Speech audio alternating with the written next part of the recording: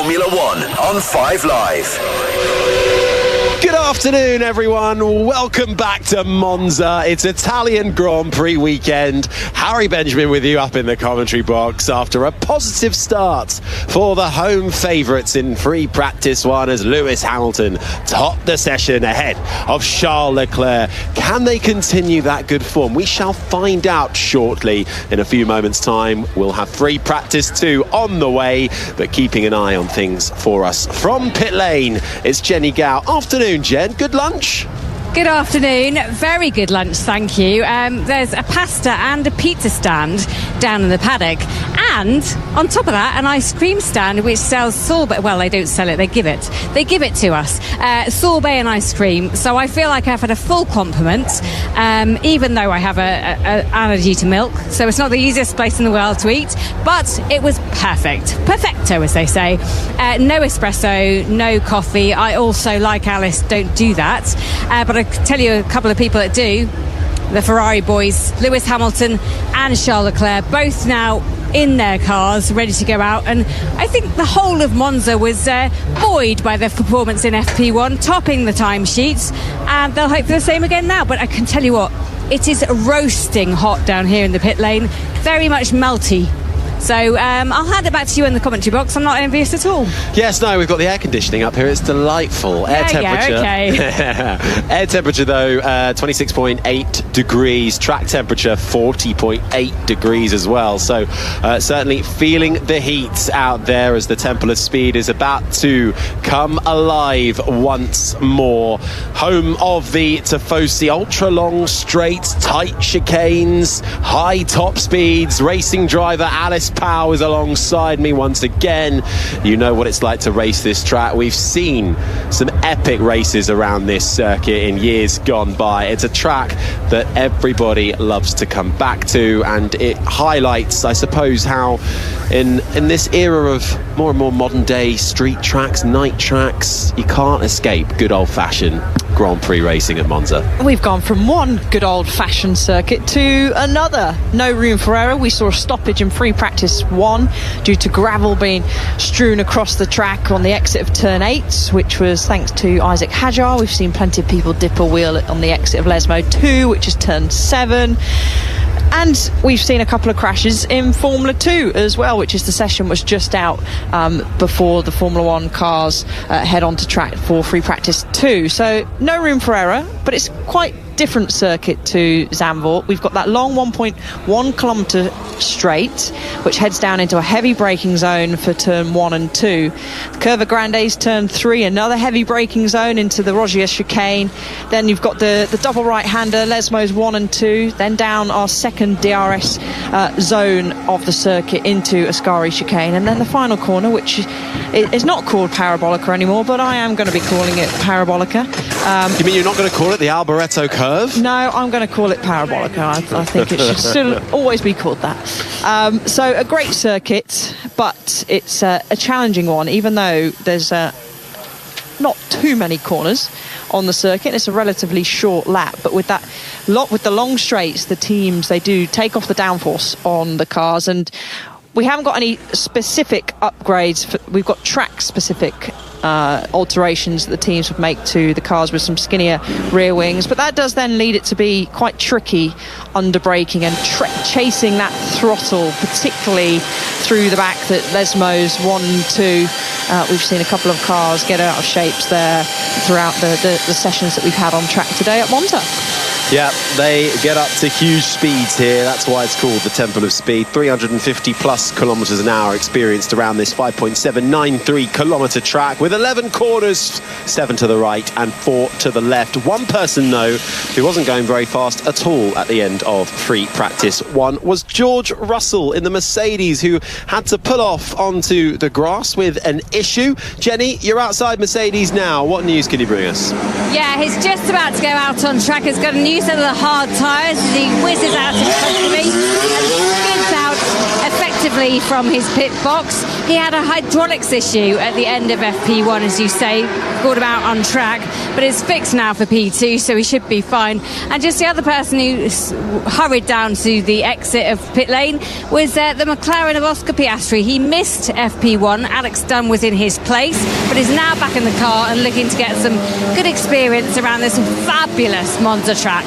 Yeah, Oscar Piastri, who qualified on the front row here last year in second, raced his way there in second after a really quite bold first lap between the two McLaren drivers and the beginning of a debate around papaya rules. This time a year ago, while those two McLarens fought, it allowed Charles Leclerc to come through for the win. So what will unfold on Sunday? Oscar Piastri's just done a practice start and is now out onto the track, and for those who wish to do a sync up with the pictures, it's coming your way now. It's 59 minutes and 24, 23, 22, 21 and 20 seconds remain. Piastri, Russell, Bortoleto, Colapinto, also another driver out on track. He missed FP1, sat out for Paul Aron, the Alpine reserve, getting his FP1 run out. Nico Hulkenberg has just made his way onto the track with the two Hasses and the two Williams of Albon and Sainz as they peel out. Blue skies above us, the sun shining down on this circuit and the grandstands filling up nicely. It was a sea of orange this time last weekend in the Dutch heartland for Max Verstappen. This weekend, though, Alice, very much a sea of red. And I know it's only FP1, but how much confidence can you take as the Ferrari drivers finishing P1 and P2? I still think you can take confidence from it, to be honest with you. Like you said, still FP1, still plenty of running to go before we get to crunch time in qualifying, but they did look strong. Both cars look strong, and from the onboard that we saw, the car looked pretty decent, to be honest. It looked good. There's still a queue forming at the end of the pit lane. Charles Leclerc has joined that as his teammate Lewis Hamilton just pulls up behind him as they wait for those to get some track space, which is going to be very, very key when it comes to qualifying on Saturday. Everyone wants to try and grab a toe here and there to just help themselves up the order. Times are usually relatively close here due to the nature of the circuit, not too many corners. So getting that track position is important. If Charles Leclerc gives a big wave to the fans as he comes out of the pit lane, he knows what it means to be a Ferrari driver here, but he also knows what it's like to win as a Ferrari driver here, and I'm sure Lewis Hamilton would love to do that. And we've got a yellow flag out already as it just goes green. Yeah, and maybe someone just had a little off. We saw red flag actually in FP1 due to the gravel that gets chucked back onto the circuit when cars go out wide, and the marshals wanting to sweep that away. Everybody out on track with the exception of Max Verstappen, who I think is just making his way onto the circuit now. So all 20 drivers are out onto the circuit, coming in to the 16th round of the Formula One season, and this is how the standings lie. Oscar Piastri sitting pretty with 309 points to his name, and after his retirement last weekend in Zandvoort, Lando Norris now falls 34 points away from his teammate. If Lando Norris wants to retake the championship lead, he will have to finish first in the next 5 races if Piastri is second in all of them, just to give you an idea of what that means, but still a way to go until we get to Abu Dhabi in December. Max Verstappen further adrift, 70 points behind Norris in third. Then comes George Russell and Charles Leclerc, the top 5 in the drivers. Over in the Constructors' Championship, and McLaren really do have 1.5 hands on the Constructors' Trophy. They have 584 points. They are over 300 clear of the next best Ferrari, but Ferrari suffered a double DNF last time out, and so actually Mercedes now are only 12 points behind Ferrari for second in the Constructors, so that's going to be a really good fight. Red Bull sit 4th. Then comes the battle over 5th place and the midfield. Williams currently have a little bit of a buffer in 5th, but there's only 18 points separating Williams and Aston Martin, who lie 6th, and then it gets really close. Racing Bulls, courtesy of Isaac Hadjar's podium last time out, now just 2 points behind. Right mirror is cracked. Copy. Are you okay to continue? Yep. Not a great start for FP2, a cracked mirror for Oscar Piastri. Just behind Racing Bulls, Sauber, Haas and Alpine make up the remainder of the Constructors' Championship. I've always wondered, Alice, how much can a driver actually see out of I just couldn't tell what you were going to say then. Cracked mirror. I thought, how often do they look at themselves in the mirror? How often do drivers look at themselves in the mirror? How often do they actually use the mirrors? How effective are they? Because they are tiny and you move at such high speeds. There's only so much they can give you, right? There is, and they are very hard to see out of. You basically, every driver will have mirrors adjusted pretty much every time they go into the car, because mechanics leaning into the cockpit could knock them slightly. But you'll want to see just over your rear tyre, and I used to like my sort of mirrors so I could just see over the top of the rear tyre and not angle too much into the rear wing, so you have a good vision if you've got a car on your left hand side, because remember you've got hands device on, is extremely limits your movement, and plus the headrest comes quite high these days. It's so hard to see, so it's important, as Oscar is checking his mirrors left and right, regardless of one being cracked. He's trying to use them, but yeah, they're small, hard to see out of, but an important thing to have when you're racing on circuits and having to put up a defence, as Oscar will go for his first time lap of the weekend so far. Yeah, slams on the brakes going into turn one. The DRS, the rear wing slams shut. He mounts the curb on the inside, chucks it through the left-hander of the Rettifilo chicane, makes his way now through the Curva Grande, which arcs you to the right-hand side and leads you towards turns 4 and 5. The Della Roja chicane, a quick left and right. He's a tenth and a half up on Max Verstappen in the first sector. Very easy to find yourself on the gravel coming through this middle sector. It tightens up nicely, and then there's a short blast down towards the first of the double right-handers, the first Lesmo. Piastri having to navigate traffic here, but it's getting out of the way, but it will have a bit of an effect. Then out of the second Lesmo, seen Lando Norris ran wide there twice in FP1, bringing gravel back onto the track. That leads you onto your next dose of DRS. Another short blast as his teammate gets out of the way, and he continues to be up on time, but Lewis Hamilton is actually going quicker in the first sector, quickest of anybody so far, out of the Ascari chicane. Now down towards the final corner, the Parabolica. A touch on the brakes, throws it in to the right-hander, slopes his way round the final corner as Russell goes to the top of the timings, and Piastri for his first lap of the weekend. It's a 1:21.212, 10 thousandths of a second quicker than George Russell. But Lewis Hamilton, it's the sound you can hear right now, on the hard tyre. Piastri was on the medium. Hamilton coming around the Parabolica now. He was fastest of anybody in the first sector. I mean, that's the difference between Russell and Piastri at the top of the tyres. We're just going to see where Lewis Hamilton slots in. He only goes up to 8th, even though he had a decent first sector. Saying that Piastri's on the medium tyre. Yeah, I've lost my right mirror, so just updates on the traffic smart codes. Yeah. Okay. Mirror issues. Is that both McLaren? Yeah, it is both the McLaren. So Norris has lost his mirror, but I was going to say Russell's on the hard tyre, Oscar's on the medium tyre, and pretty much done the identical time. So we saw this in the first session that McLaren slightly struggled with Norris, as Alonso heads down into the final corner now, has gone fastest of anybody in the middle sector. Track evolution isn't high. We're not expecting it to be as high as last year, because it was new surface last year. There's been plenty of running on it since then. And into second slots Alonso, 3 thousandths of a second behind Piastri. So is this maybe, I know it's early stages of a session, is this maybe McLaren struggling slightly? You don't want to write them off? Well, we know how fine the margins are. Alonso got a really good toe, as that's the sound of Pierre Gasly skating through the gravel at Ascari. And I think Hadjar did that earlier, then had to have a serious look at the floor of his Racing Bulls as Gasly. Oh, I saw a bit of the floor crack there underneath. God, he got good eyes. Yeah, I saw. So he's going to have to come in and get that all sealed back up again. More traffic issues for Lewis Hamilton, who was very close to one of the, was that Albon? I think he was close behind going through the exit, and we've got going to get a red flag, I think. Harry, that's, who's that? Antonelli. Is that Antonelli in the gravel? It's a Mercedes off, and it is Kimi Antonelli in the gravel. He's found himself beached coming out of the second Lesmo. Here he is. Okay, Kimi, okay? Beached. Found himself beached in practice this time last week. finds himself beached once more in the early stages of free practice 2.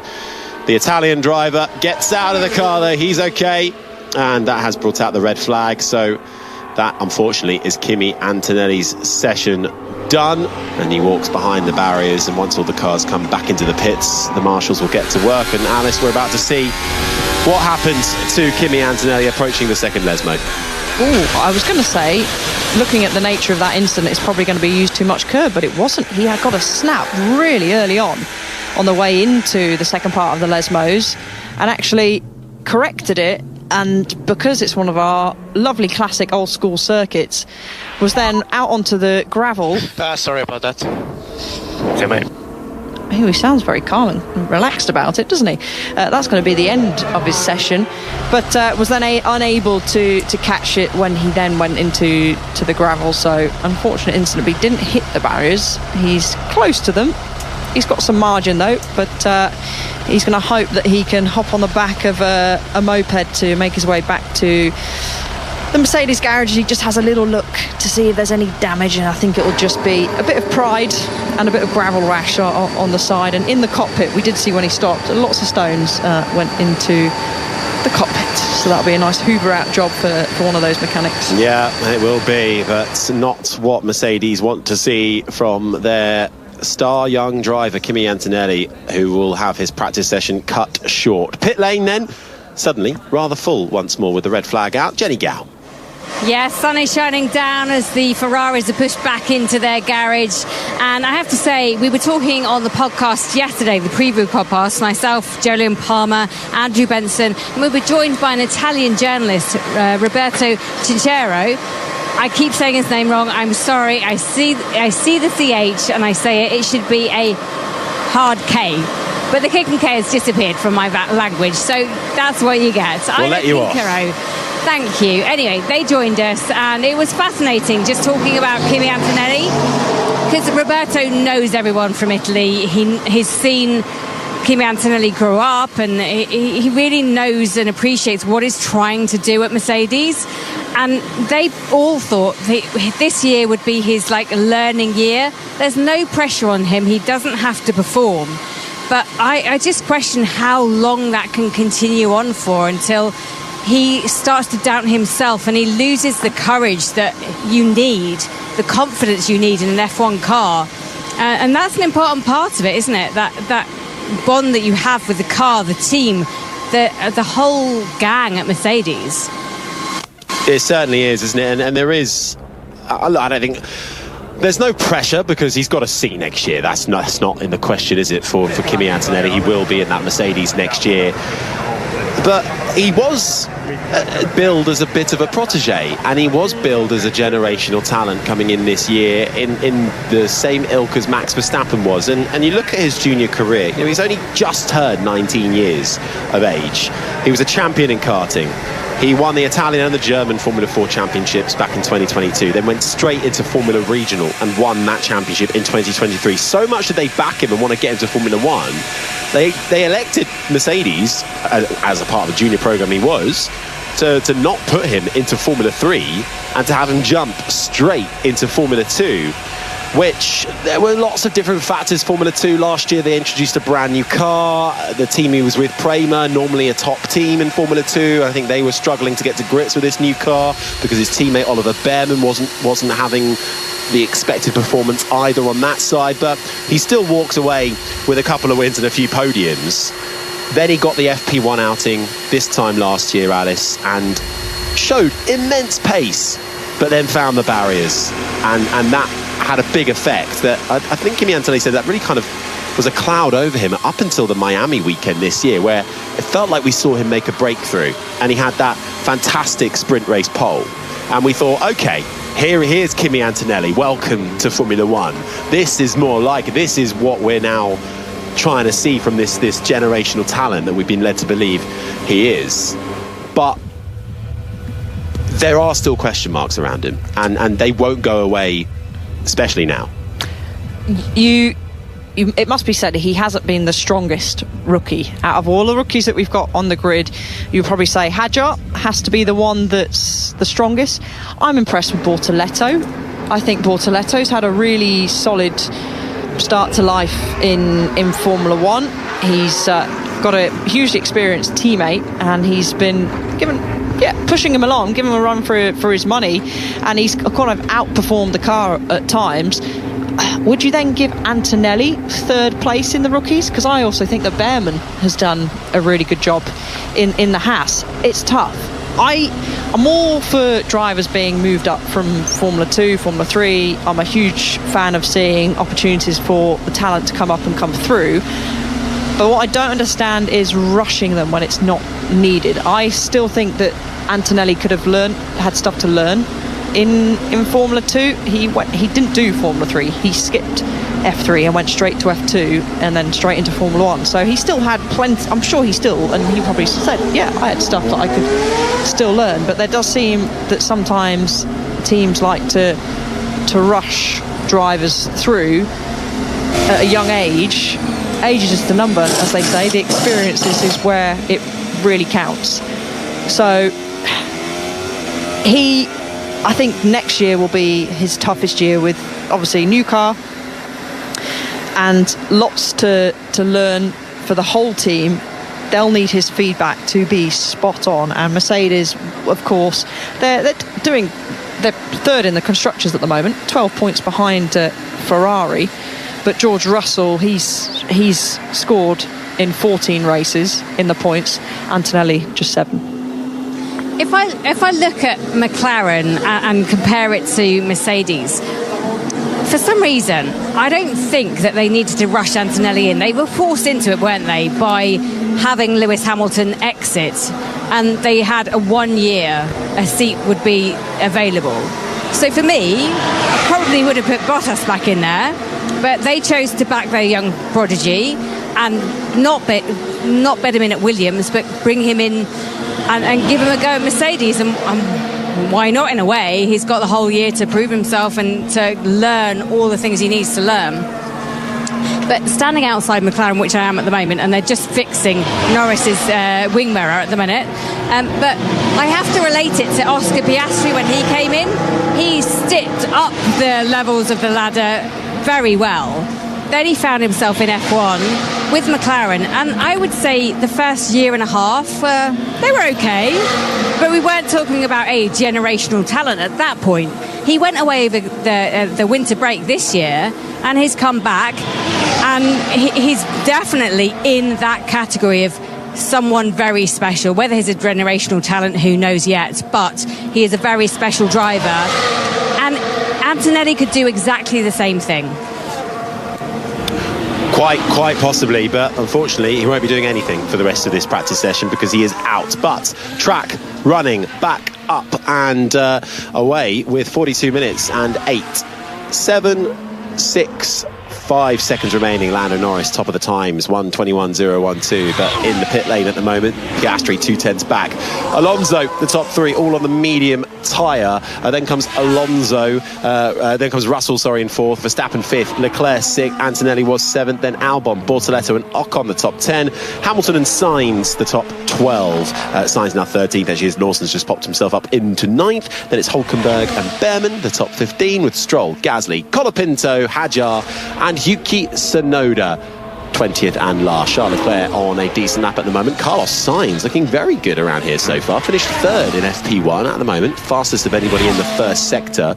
We'll see what he's got in on the medium tyre. Leclerc is about to finish his run on the hard tyre this lap around. Verstappen has just gone fastest of anybody in the middle sector as Sainz crosses the line in second.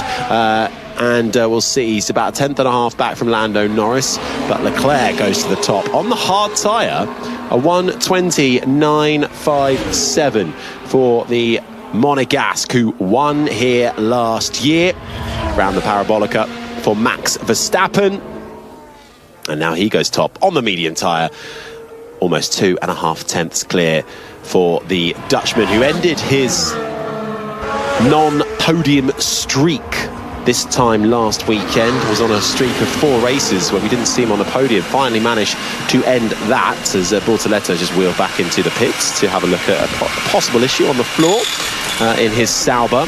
Yuki Tsunoda on the other side of the garage, well, he managed to get back into the points finally, but of all the weekends to do it, as we're just going to see what happened to Gabriel Bortoleto. Yes, it's gravel.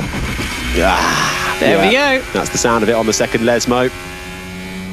And just perhaps has now picked up a bit of damage on the floor of that Sauber. There is a lot of gravel on the exit of that corner. Now riding on board with Oscar Piastri.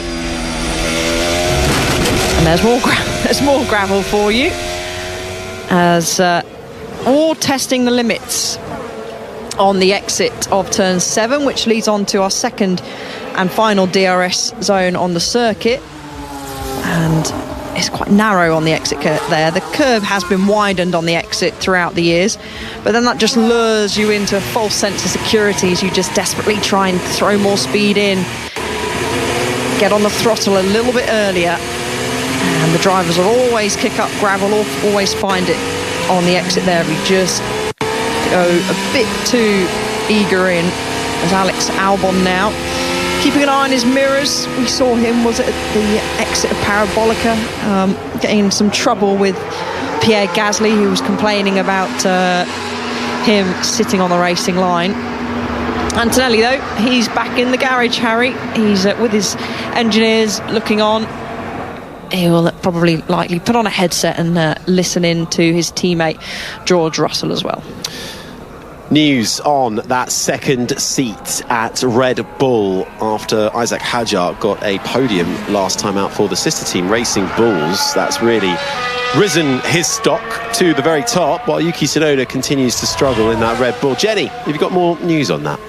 Well, I don't think there is more news, and that's kind of the point. I was hearing from Laurent Mekies, the new team principal at Red Bull, and in between the sessions he was saying that actually Yuki is secure for this year. They'll obviously have to see what he does throughout quite a lot of remaining races actually, aren't there? But they'll see what he does as he just swings into his pit box, and the pit crew just give him a twist on his front wing, and they'll release him again. Car number 22 swings back out into the pit lane as if on cue on those yellow banded tyres. But they say there is absolutely no rush for them to make any decision, but they won't replace him this year. So that's good news for Yuki. What happens next year is by the by in a way. He just has to do his best at the moment and see what happens. Alice, you're a driver coach to young drivers. What would you be saying to Yuki Tsunoda right now? Go faster. No. Well, thanks, Alice. I think we've always talked about that second seat, and maybe it's going to get talked about for many years to come. It's a difficult seat. It's a tricky seat when you're up against, well, certainly when the lead driver, I'm going to call him the lead driver, is Max Verstappen, who's well embedded with that team. But I think all Yuki can do is be as close to Max Verstappen as he possibly can. If he can beat him, great, but I think that's going to be tough. He just needs to he needs to constantly be getting through into Q3 and trying to qualify within the top 8, top 6, because you know Max is going to be probably in the top 5. So if he can do that, perfect. Red Bull aren't expecting him to go out and win races. If Max isn't winning races, why would they then expect Yuki to win races? Alex Albon to go slightly wide. Big off. Just check the floor. Yeah, a couple will do. And the exit of turn 6. So that's what I would say to Yuki. And a stat he won't want to hear is he's never scored a point at Monza. So hopefully that'll change for him this weekend. He's not got the best record here. 2 DNS, 1 DNF, and 1 non-point score. His best quali here has been 11th. Oh, it's been 16th, I should say. No, it's been 11th, sorry. He was 16th here last year. Best quali was 11th. Best race has been 14th. But of course, he wasn't in a Red Bull then. But there will be a little bit of pressure on once more. He's now the lowest scoring full-time driver in the championship standings, is Yuki Tsunoda, as Carlos Sainz, after his teammate just had a bit of an off. It might have been slightly an understatement. Sainz has gone to the top. But Yuki did end a 7-race scoreless streak by finishing 9th.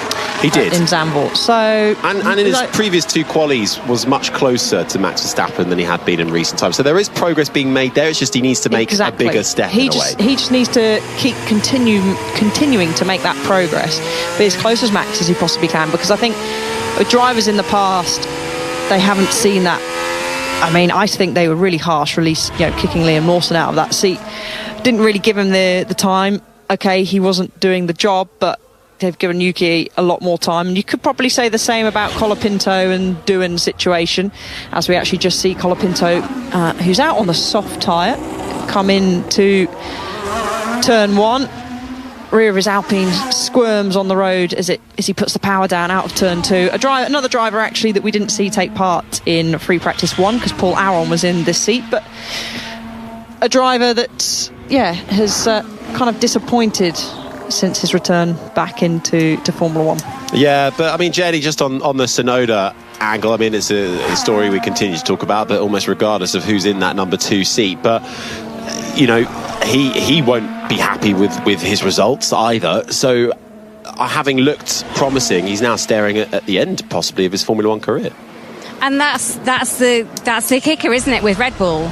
You have to say yes to the big seat when it's offered to you, knowing full well that you may well fail and it may well bring an end to your career. And that's just the game, isn't it? But I have to say, after Christian Horner left and Laurent Mekies came in, he seems more comfortable and confident. It seems like he's in a better place. Have I just spoken over team radio? Just Oscar Piastri. I apologise. It's okay. It wasn't playing very loudly. Leader, it's fine. Don't worry. It wasn't playing particularly loudly. He was saying his seat feels warm, so they're going to have a little investigate of that. Okay, well, thank you for that. I think I'd finished my point, really, in that I think the team now back him, and I don't think that was the case maybe before Mekies came in. Yeah, it's a friendly face for Laurent Mekies, isn't it? Oh, as we just catch, I think, the end of nearly a big moment for Lando Norris coming out of the exit of the De La Rocha chicane. Looks like from the angle we saw, he may well have dipped a wheel into the gravel and almost had a tank slapper on his hands and just about saved it. I'm sure we'll get another look at it in a moment. Sainz, by the way, fastest, 10th and a half clear of Verstappen. Bortoletto will be investigated after the session for a yellow flag infringement. Whilst we were just talking about Piastri, by the way, he has been noted for failing to follow instructions regarding the red flag that we saw earlier, which also is going to be investigated after this session. So that will be hanging over Piastri slightly. I'm not sure we quite saw what that was for. This is the sound of Lando Norris approaching the De La Rocha chicane, down through the gears, into the left-hander, hits the curb, through the right-hander. That unsettles the car, and almost round he goes. Yeah, totally backed out of that one, as he should. Just a bit too greedy on that second part of the curb there, and nicely saved. He did just set the fastest first sector of anybody, and I didn't catch what the previous fastest first sector was, but I think he was probably going to go, if he kept stringing it together, at least a tenth or two quicker. Riding on board with Pierre Gasly now, who's sitting down in 20th place. A team that, well, they really need to start having better race weekends, don't they, Harry? They're the only team without a point in the last 2 Grand Prix, and that's kind of leaving them, well, quite adrift at the bottom of the Constructors' Championship with only 20 points. But we return to a track where Franco Colapinto made his debut last year for the Williams team and impressed. And I think Colapinto was a little bit of an unsung hero from the Dutch Grand Prix. Okay, hero might be a bit strong of a word, but he had a decent race, just missed out on a points-paying position, outraced Gasly, and even before that, in the race previous in Hungary, even though both Alpines were pretty much at the back of the field, it was another weekend where Colapinto actually fared, I think, a little bit better. He still needs to close down the deficit to his teammate, but I think there may be some signs there that Colapinto might be starting to find that confidence again and close back up. Again, he's another driver that just needs to be as close to Pierre Gasly as he can, in terms of as him being close to his teammate, because that is Pierre Gasly. But actually, talking about that end, because I know you get all excited with that end of the Constructors' Championship, Harry. That's already, those 20 points, is the highest ever score for a last place team in any F1 season. But they're, to get in front of Haas are on 44 points. So that gap is pretty big. But that stat there, does that mean that this is a really competitive season in Formula One? I mean, I guess it is. If 20 points is the highest score ever for a last place team. Well, look, we're at the end of a regulation cycle, aren't we? It's going to be, reaching the peak of that development cycle. 24 points off of Haas are Alpine. Gabriel Bortoleto making his way through the first Lesmo, bit of traffic. Oh no, this is the investigation after the session for yellow flag. This is the yellow flag for Antonelli. Did he overtake the Racing Bulls car when the yellow flag was out? I think he did. And I think there's a bit of a nod actually from Mattia Binotto, the Chief Operating Officer and Chief Technical Officer at Sauber. May well be something coming there for Gabriel Bortoleto. That's going to have to be a frame by frame. It will be. to investigate that, because that was close. Albon, Williams had a good first session. Actually, Sainz was up in the top 4. He's currently in 4th at the moment.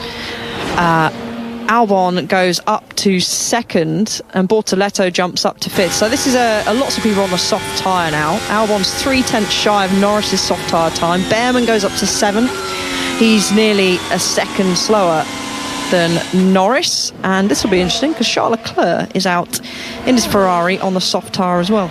Yeah, no time wasted for Lando Norris though on that soft side to the top of the times. 3/10 clear of Albon. Hulkenberg just gone up to 3rd. Sainz is 4th. Bortoleto 5th ahead of Esteban Ocon, all doing soft tyre runs as more and more go on. Leclerc coming down the back straight now, gets a little bit of a toe thanks to Nico Hulkenberg. Slams on the brakes for the Parabolica. Lewis Hamilton though is fastest of anybody in the first sector round the final corner for Charles Leclerc with a tribute livery to Niki Lauda's 1975 championship winning Ferrari. Leclerc crosses the line and puts himself in 5th, half a second away behind Sainz, behind Hulkenberg, behind Albon, as Hamilton rockets down towards the Ascari chicane through the left-hander, arcs to the right, personal best in the middle sector, which spits him out down that back straight once more, carrying as much speed as you can out of the chicane.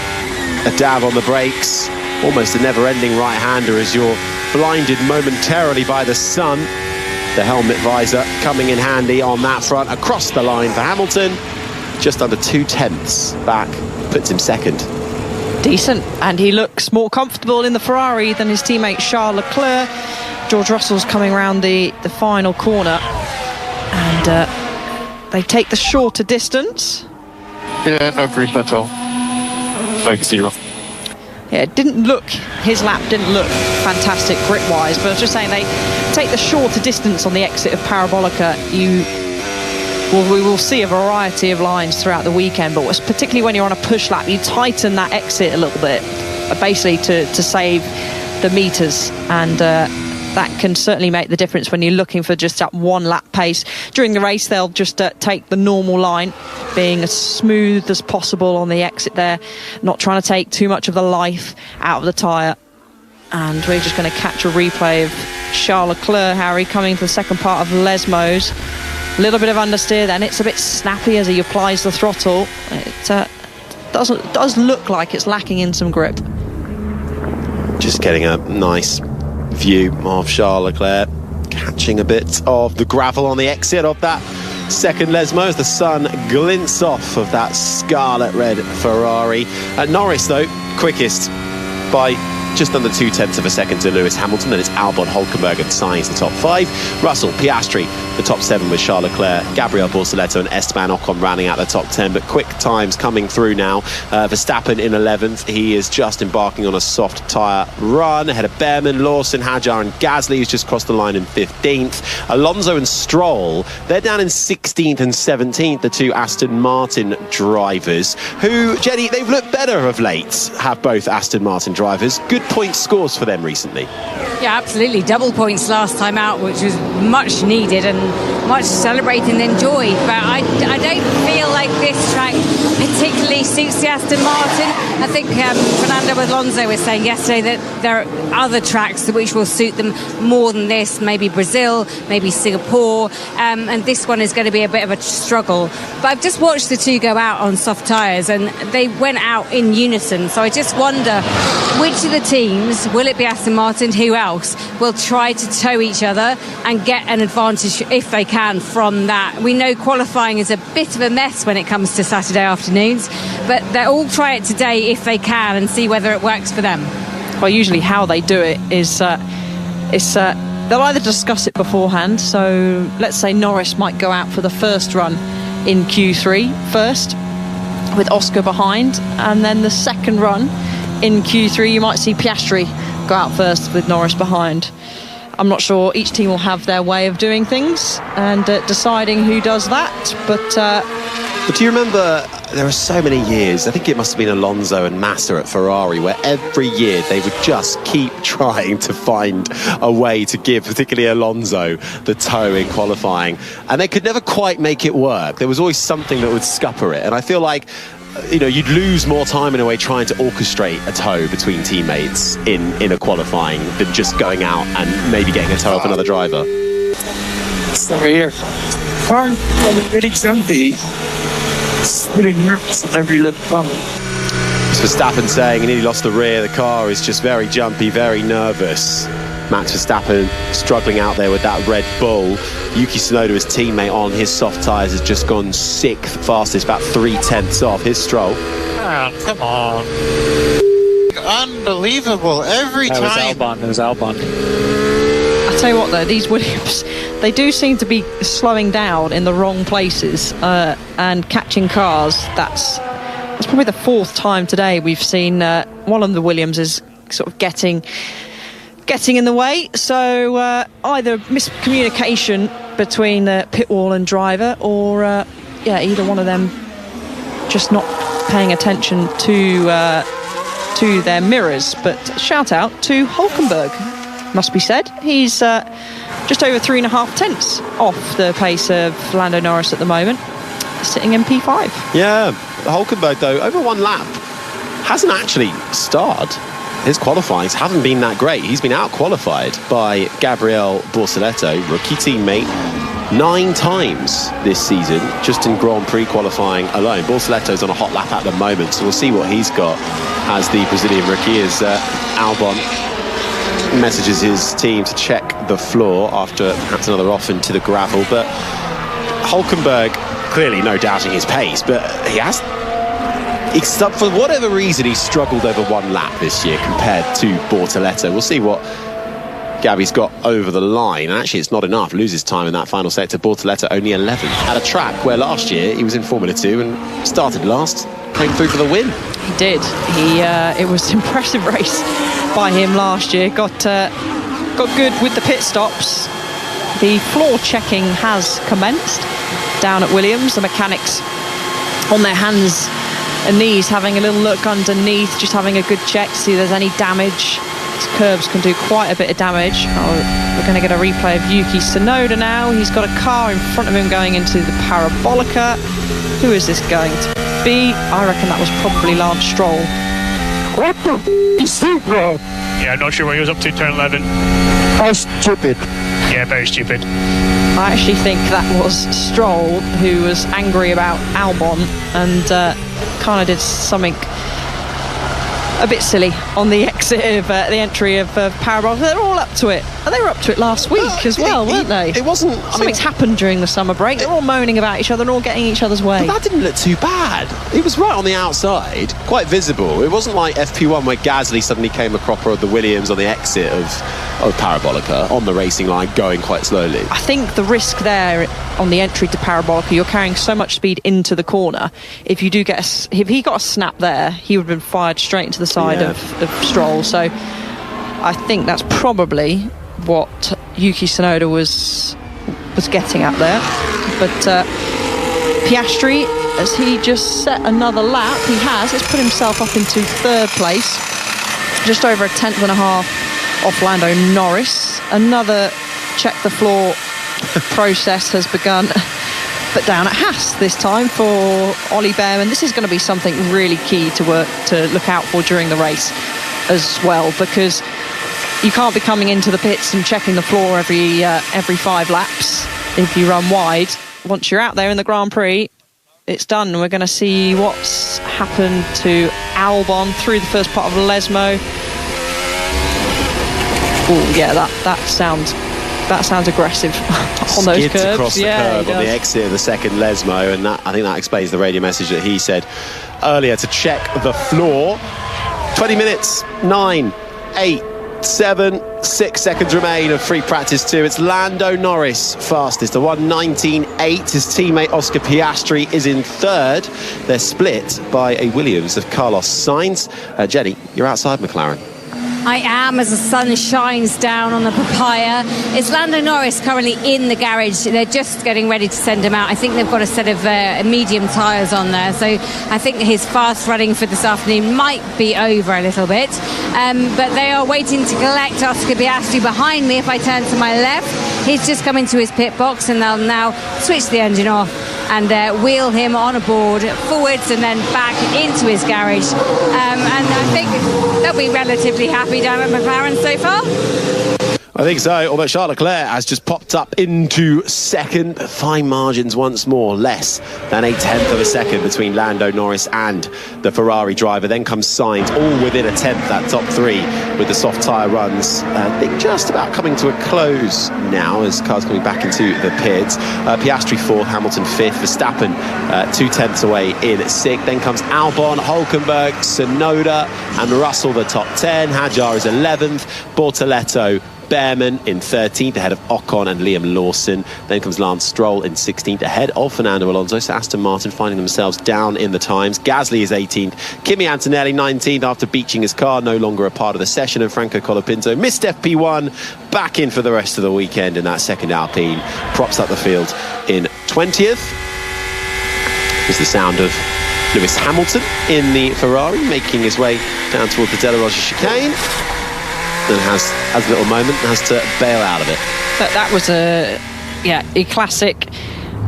Actually, he had a lock-up, which you can see into that chicane, and then he had to make that split-second decision. Got a little bit of a kick of oversteer and had to cut across the chicane. Shouldn't be under investigation for that because he was past where the slip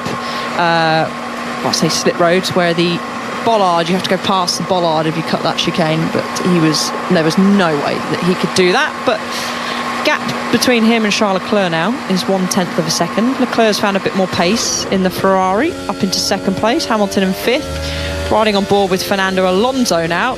He's at personal best in the first sector, just about keeps it on the track through turn 7, Harry.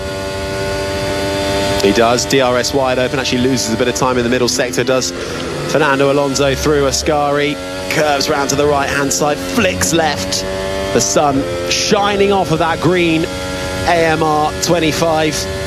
Now barrel rolls his way almost at 330 kilometres an hour before he hits the brakes down towards Parabolica, the right hander. A couple of twitches on the steering wheel, full throttle up through the gears and across the line, losing time in those first 2 sectors. Only enough for 15th for the man who has won here twice. 7/10 off. They were strong, I thought, at Zandvoort, were Aston Martin, but one big difference from coming to here, of course, you've got the straight line aspect with the long straights, but you take off that downforce, and it does seem to be when we maybe go to circuits where the Aston Martin has to remove the downforce to reduce that drag to compete with everybody else doing the same thing down the long straights, they do seem to struggle. 181st Grand Prix weekend for Lance Stroll, moves it in to the top 30 most experienced drivers in Formula One. He's only 26 years old, is Lance Stroll. I saw another stat earlier for Alex Albon. It's his 82nd race for Williams on Sunday, which I think surpasses Riccardo Patrese and puts him 3rd on the list for longest serving at Williams, which I sort of almost forget how long Albon's now been at Williams for. No, I saw the same stat and I was thinking, has he been there for that long? only behind Ralf Schumacher on 94, and of course Nigel Mansell with 95. 2022 he joined. Gosh, time flies. I mean, if that's a great example, isn't it, of, you know, a driver who had the opportunity to rebuild after failure at Red Bull in that coveted second seat, and now, you know, he's actually put Sainz in the shade a little bit in the early part of this year. I think, you know, obviously Sainz is joining a brand new team and getting up to speed, and there is not a lot between them. I think there's less than a tenth separating them when it comes to average qualifying gaps. And Sainz looks like he's coming on strong now as well. But Albon has really turned into this fantastic sort of team leader, I think, and showing that he is a force to be reckoned with. He sits right up in the top 8 in the Drivers' Championship. He's equal on points with Kimi Antonelli and has 64 points to his name. He's quite some way ahead of Nico Hülkenberg in 9th, who's 27 points back from Albon. And Williams owe a lot of the reason for them being in 5th in the constructors to him. It certainly is, and he's happy there. Apart from, I feel that we seem to get more and more angry messages from Alex Albon on the radio, complaining, guys, why have we done this? Why are we doing this decision? He was quite angry at points, wasn't he, at Zandvoort last time? He's sort of so happy and polite out of the car, and then it's like polar opposite when you get in the car. But I think you see that with a lot of drivers, don't you? Different beast when you put that helmet on. They're all competitive, super competitive. Surely you were like that. You can't be nicey nice all the time, especially when you're in the car. You've got the helmet goes on, the visor down, and you've got to be vicious pal. I'm nice all the time. I can testify that is not the case. No, yes, adrenaline pumping. You do certainly have a change of character. I do admit that. Change of character. Don't get on the wrong side of Alice Powell. Jenny Gow, never get on the wrong side of Alice Powell. Don't get on the wrong side of me either. I'm off the chart. We know. Alice is like a little pussycat compared to me.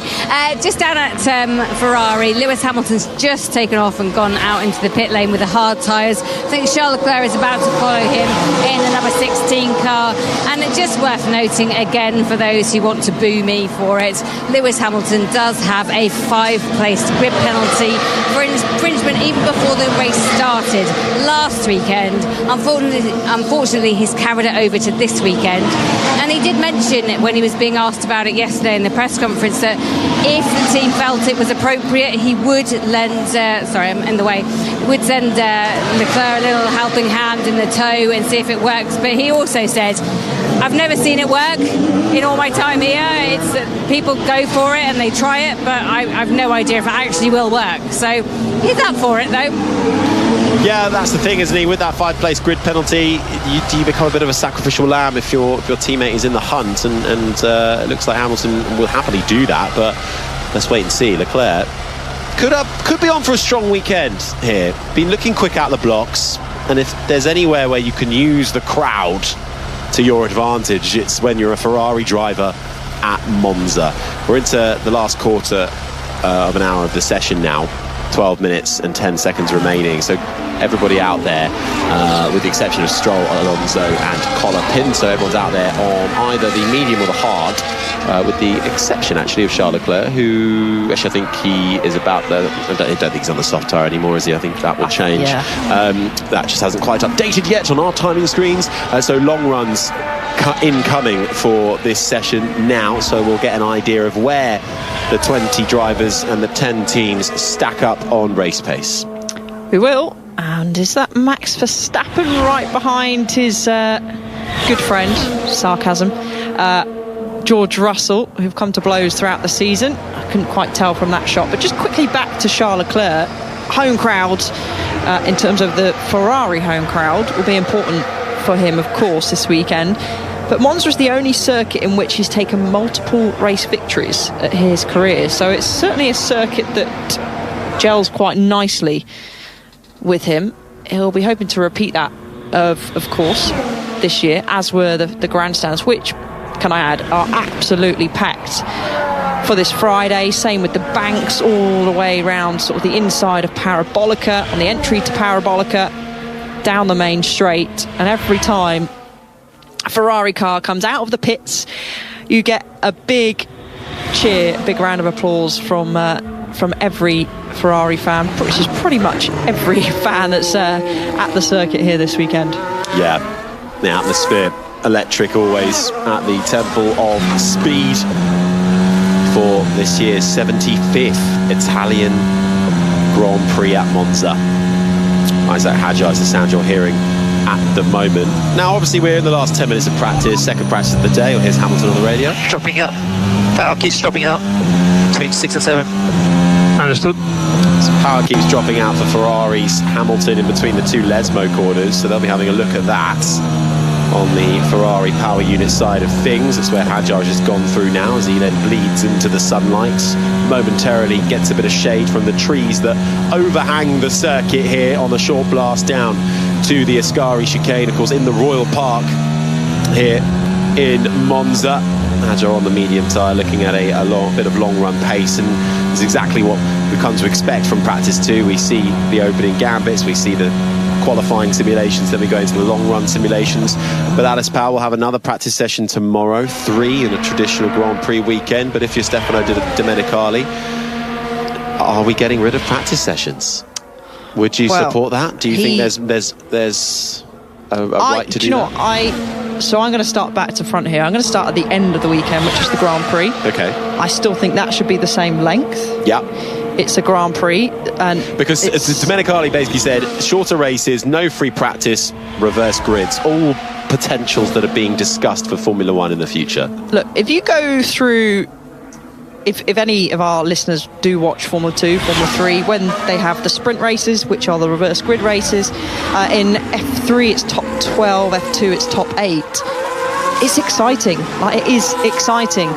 But that is part and parcel of helping the drivers learn as well. Even though some of them have been racing since they were 4 years old, it's still a part of a process to help them learn. In terms of shortening the Grand Prix, no.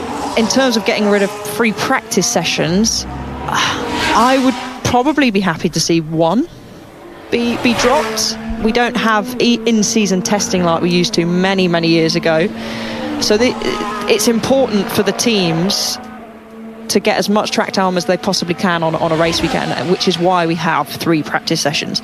But I do think from a viewer's perspective, or a listener's perspective, dropping one of those...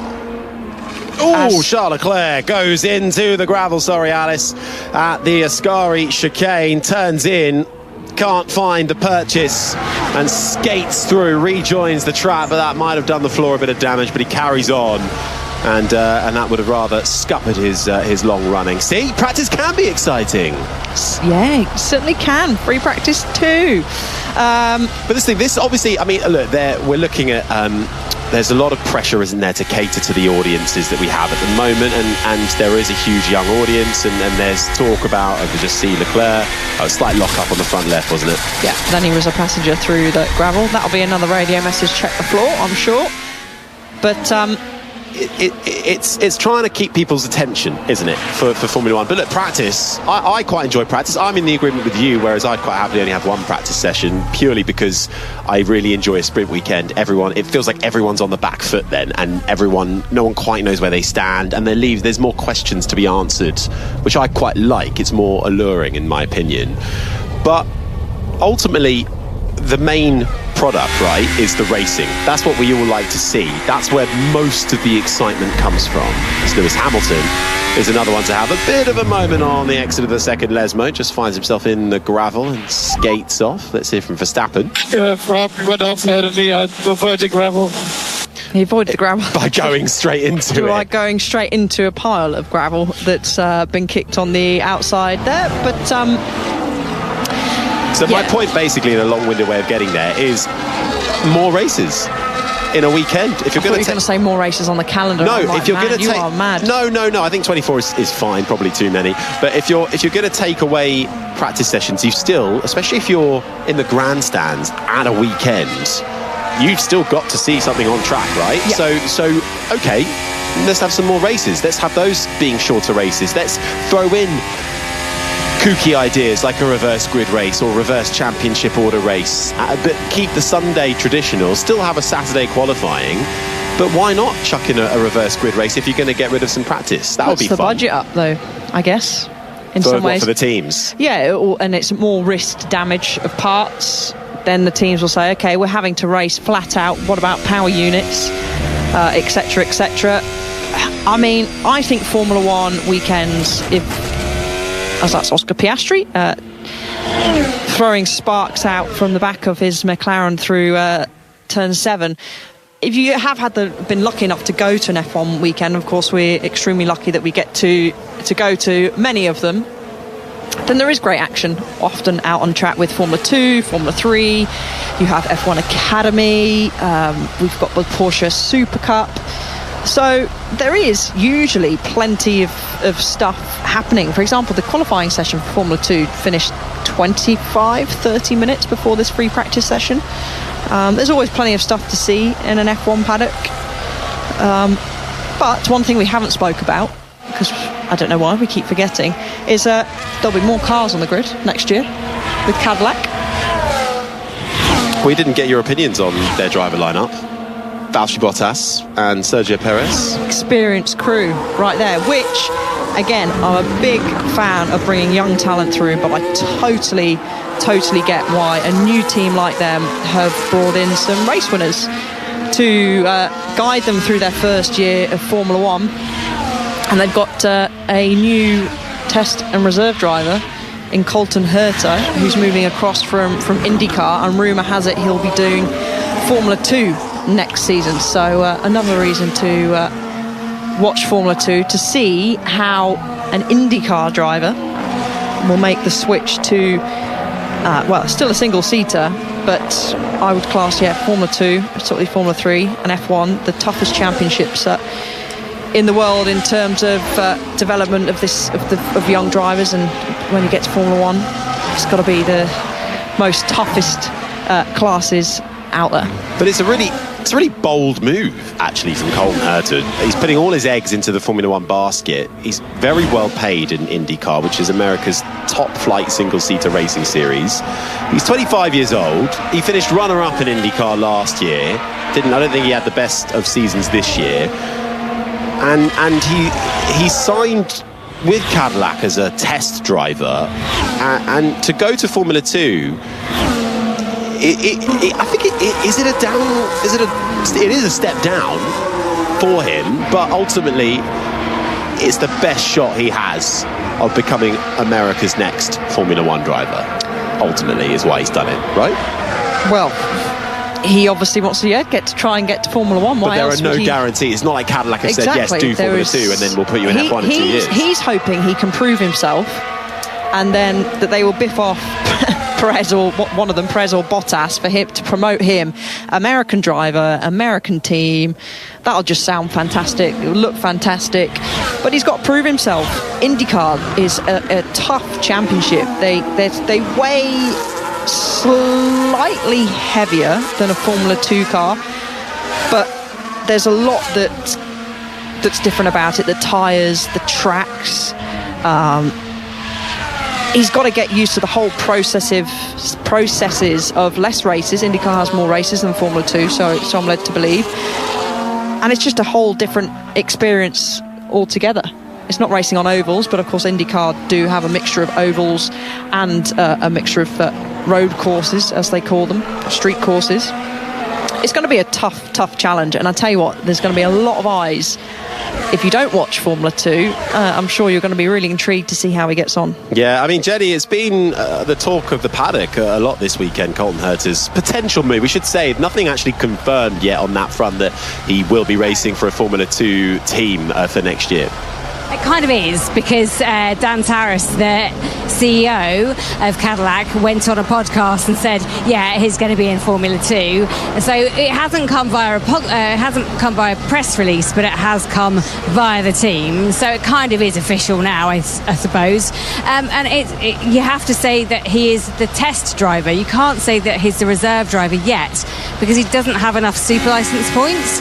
And racing out in America, there are some drivers who have qualified for a super license, but he isn't one of them, and that's a surprise really, that he's been sniffing around the F1 periphery for a long time, and this is his jump, but he's going to have to work hard to get those points to even be considered as a reserve driver. F2 should help that, and he needs some probably FP1 appearances as well next year, but I think is he fast enough, I suppose? That's the main question. He's been passed up other times on other occasions, but I think it is great to have an American with an American team, even if he's not going to drive.